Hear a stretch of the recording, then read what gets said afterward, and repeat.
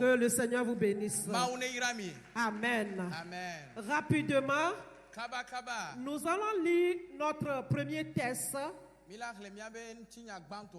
le livre de 2 Rois,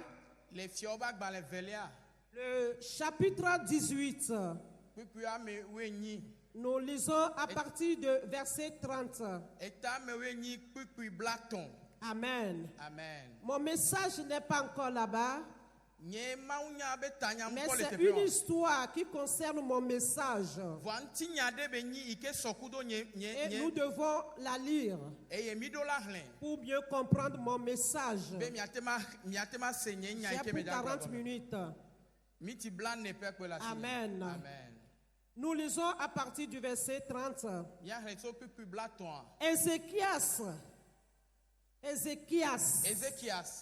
ne vous amène point à vous confier en l'Éternel en disant: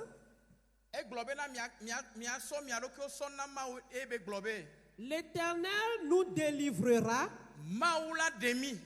de cette ville, ne sera pas livré entre les mains du roi d'Assyrie. N'écoutez point Ézéchias, car ainsi parle le roi d'Assyrie. Faites la paix avec moi, rendez-vous à moi, et chacun de vous mangera de sa vigne et de son figuier.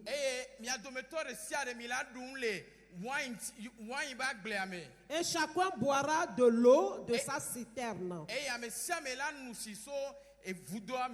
Le verset 32. Jusqu'à ce que je vienne et que je vous amène dans un pays comme le vôtre, dans un pays de blé et de vin, et un pays de pain. Un pays de pain et de vigne. Et interprète. Un pays d'olivier à huile et de miel.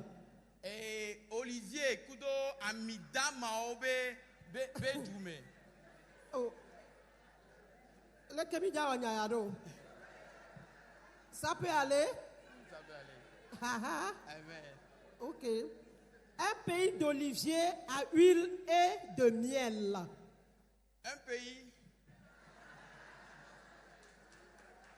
Et tu règnes amito petu. Bacle wine. Et vous vivrez, et vous ne mourrez point. N'écouterez donc point Ézéchias, car il pourra vous séduire en disant: l'Éternel nous délivrera. Amen. Amen.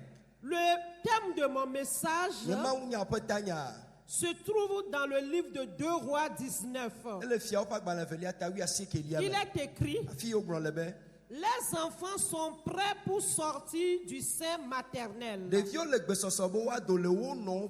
Répétez après moi. Les enfants sont prêts pour sortir du sein maternel. Selon le verset que nous venons de lire premièrement, il s'agit d'une histoire qui se passait avec le roi Assyrie. À Jérusalem, c'est Ézéchias qui a été introduit comme un roi. Et il est venu avec la parole de Dieu. Il est venu avec le message de Dieu. Et dans son message, il était clair. Il disait que le Seigneur va délivrer le peuple.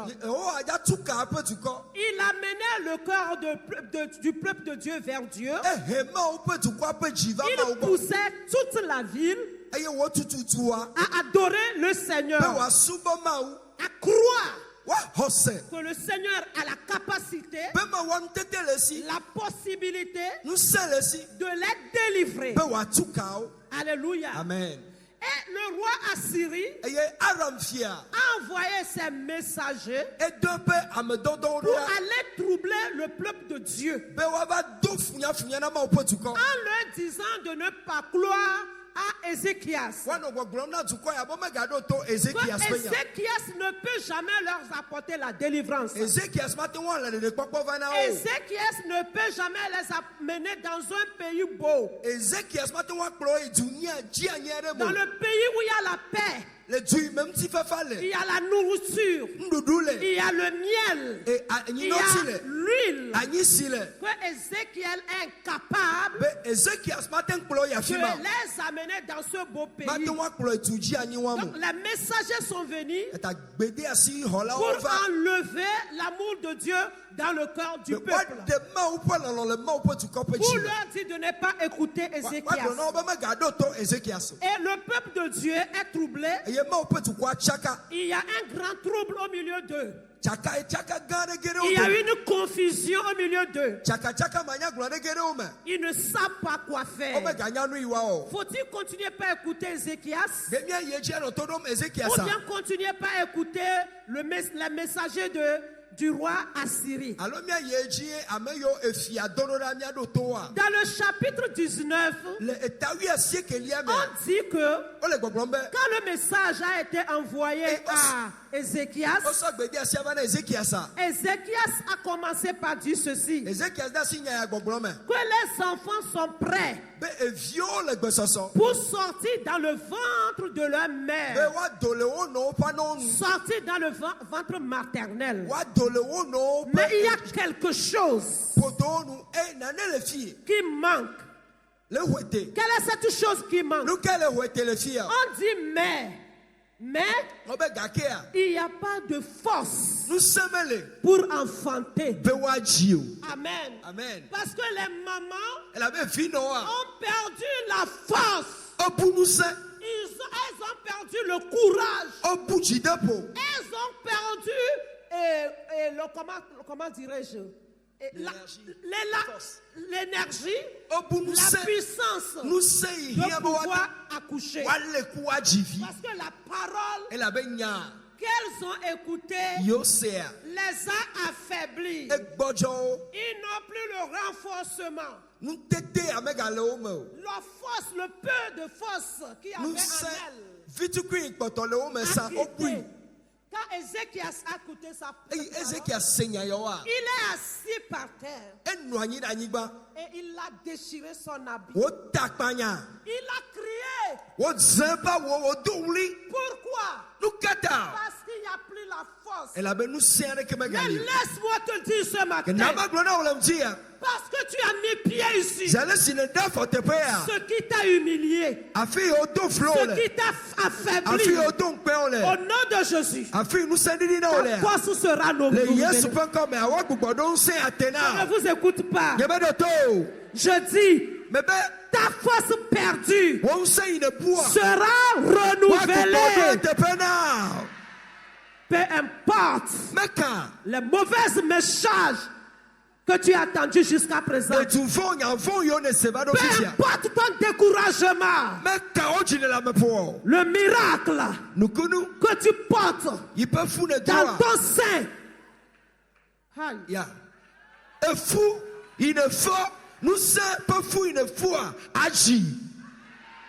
Amen. La force que tu as sera renouvelée ce matin dans ta vie. Tu vas accoucher. Amen. Les gens n'ont plus la force pour accoucher leur bébé. Et c'est très dangereux de refuser, de pousser, de persévérer pour y arriver. C'est très dangereux pour une maman qui refuse de pousser parce que son heure d'accouchement est arrivée. Tu as besoin de la force Pour la contraction. Tu as besoin de la force. Pour pousser. Très fort. Amen. Amen. Je vous parle en tant qu'une mère. Je sais ce qu'on appelle l'accouchement. Et je vous parle de l'accouchement spirituel. Si tu n'as pas assez de courage, tu n'as pas assez de force, il y a des choses que tu ne peux jamais accoucher. Si nous prenons la vie de notre pasteur Agathe, c'est elle qui a accouché cette vision. Et je crois que ça n'a pas été facile de le faire. Mais parce qu'elle a été assez courageuse. Elle a gardé la foi. Elle a persévéré. Aujourd'hui, c'est devenu une grande bénédiction pour tout le Togo, pour l'Afrique, pour les États-Unis et pour l'Europe. Laisse-moi te dire, tu as une vision. Je dis, tu as une vision. Et cette vision se trouve dans ton sein. Crois en toi. Crois en toi. Et persévère. Le jour viendra. Tu vas la coucher. Tu vas la coucher. Tu vas la coucher. Si tu as une vision. Si tu as une vision qui n'est pas encore manifestée dans le monde physique ce matin, parce que tu es ici, je te renforce, je t'encourage, qu'il faut persévérer. Il faut persévérer pour pouvoir accoucher ce enfant. Parfois, tu peux ne pas avoir la chance d'avoir les sages femmes autour de toi, les gens qui pouvaient t'aider à réussir la vision. Mais cela n'importe. Si c'est Dieu qui a donné la vision, quels qu'en soient les cas, tu l'accoucheras. Tu l'accoucheras. Tu l'accoucheras. Tu l'accoucheras. Au nom de Jésus-Christ. C'est pourquoi Dieu m'a envoyé de te dire ce matin, en tant qu'une maman spirituelle, que tu ne joueras pas. Tu réussiras. Je ne vous entends pas. Je dis tu réussiras. Tu réussiras. Peu importe la situation dans laquelle tu te trouves. Mais tu vas réussir. Dans ce pays, tu vas réussir. Au nom de Jésus-Christ, tu réussiras tout ce que tu vas entreprendre. Amen. Tu as des visions.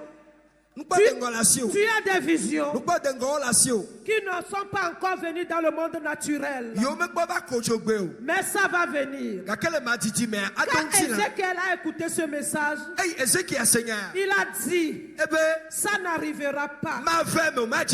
Alléluia. Amen. Je vais défendre le royaume de Dieu. Les idées de Dieu. La vision de Dieu. Je vais défendre jusqu'à ce que la grâce de Dieu couvre tout le peuple. Et c'est ce qui est arrivé. Voilà pourquoi toi et moi nous sommes ici. C'est ce qui est arrivé dans le temps qui nous a permis d'être ici ce matin. Parce que quelqu'un sur la terre, un homme comme toi, a défendu la volonté de Dieu. Amen. Amen. Voilà pourquoi tu es ici femme. Tu n'es pas là être seulement une épouse.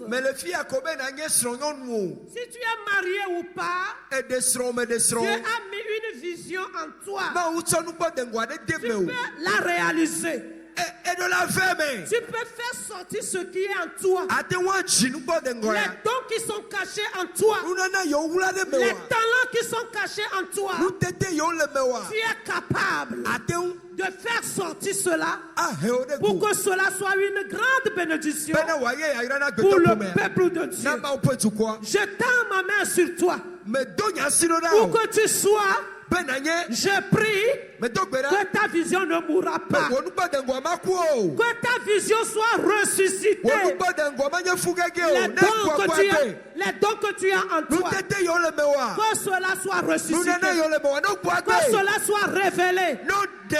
Au nom de Jésus. Ce qui est mort en toi. Il y a des années de cela. Je les vois ressusciter. Est-ce que quelqu'un dans la salle peut commencer par prier? Mon temps est en train de passer. Est-ce que quelqu'un dans la salle peut commencer par taper dans la main et prier? Prie. Il faut gémir. Il faut gémir. Ézéchiel a gémi dans la prière. Il avait gémi. Il avait prié pour que le message de Dieu soit annoncé partout. Tu vas taper dans la main et tu vas briser les autels. Tu vas briser les autels. Je ne vous entends pas. J'ai 10 minutes. Il faut briser les autels de limitation. Les hôtels de limitation. Les hôtels de limitation. Brise-les. Brise-les. Brise-les. Tu peux réussir. Tu peux réussir. Tu peux réussir. Rabalabala katola basanda la barabadosha. Makandoro bashabara barabara. Ikaporo bashabara barabara. Evil altar. Priez. Speaking negatively in the name of our life. We break them asunder. We cut them into pieces. In the mighty name of Jesus. Rabalabala katola basokete. Priez. Bavosa pitu tayo. Priez. Brise la limitation. Brise la limitation. Brise la limitation.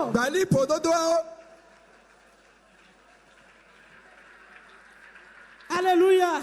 Amen. La dernière chose. Le message de roi Assyrie disait: n'écoutez pas Ézéchias. Parce que moi j'ai la capacité de vous amener dans un pays où vous allez prospérer. Et les gens, à cause des choses du monde, ont commencé par croire que ce que les messagers disaient est bon. Nous ne sommes pas ici pour nos intérêts. Mais nous sommes ici pour faire la volonté de Dieu. Pour agir selon la volonté de Dieu. Mais qu'est-ce que Ézéchiel a fait? Lui, il n'a pas promis les choses matérielles. Il n'a pas promis la vigne. Il n'a pas promis le vin. Il n'a pas promis l'abondance. Mais il les a accompagnés dans la prière. Amen. Et dans la prière, il dit: c'est en l'Éternel notre Dieu que nous nous confions. Amen. Alléluia. Amen. Et Ézéchiel a fait disparaître les hauts lieux et les autels en disant à Jérusalem: vous vous prosternerez devant cet autel à Jérusalem. Lui n'est pas venu avec le pain. Il n'est pas venu avec le pain. Il n'est pas venu avec de l'eau. Mais il est venu avec l'autorité. Il est venu avec la puissance de Dieu pour briser les autels, pour enlever les limitations. Alléluia. Amen. Afin que la voie de succès soit libre. La voie de la prospérité soit libre. Dans ce pays où nous sommes, si vous refusez la prière, vous n'allez jamais lever la tête. Il y a une force qu'on appelle force de résistance. Les forces qui nous résistent, qui nous ramènent en arrière. Les forces qui se trouvent en nous, afin que nous nous combattons. Nous luttons contre les uns et les autres. Le temps est venu pour que la mentalité change. Pour toi, un fils togolais, change de mentalité et supporte ton prochain. Supporte ton prochain. Lève-toi dans la prière en autorité et en puissance pour faire tomber les autels d'échec, les autels de limitation. Ils seront tous tombés. Ézéchias a brisé tous les hauts lieux, les hauts lieux spirituels qui résistent à la volonté de Dieu. Il les a tous brisés. Ce matin, ce que je voulais pour toi, dans 5 minutes, tu peux les faire tomber. Je n'écoute pas ton amen.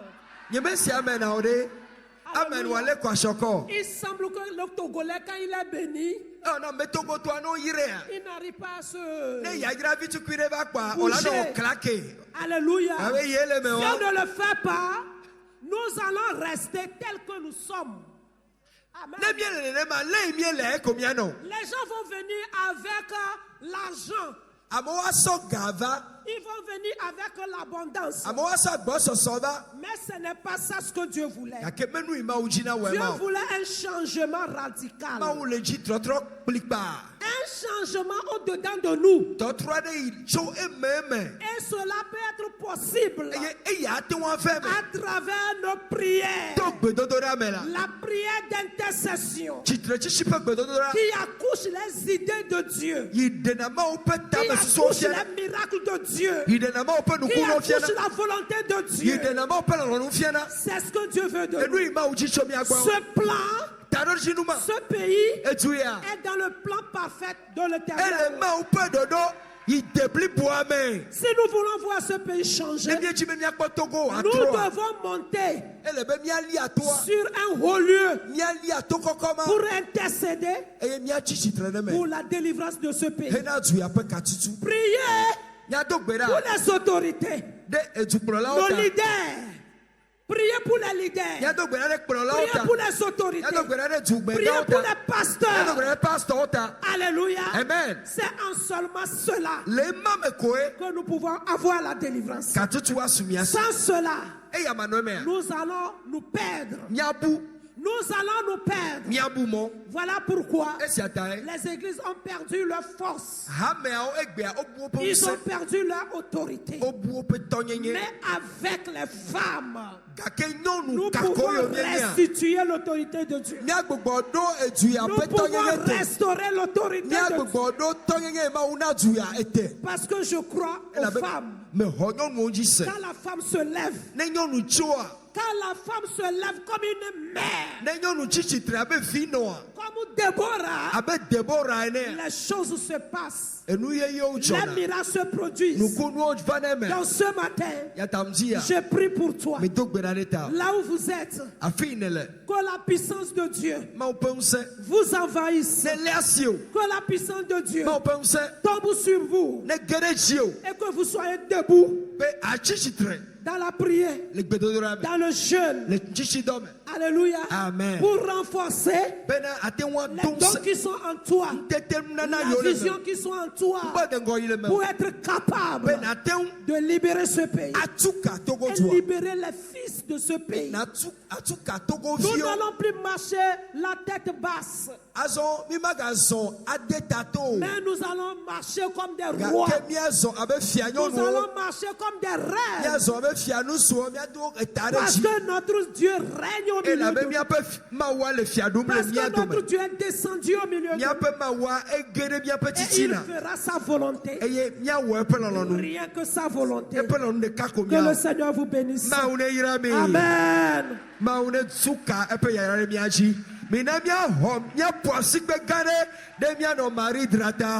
Maman, que Dieu vous bénisse en un moment. Amen.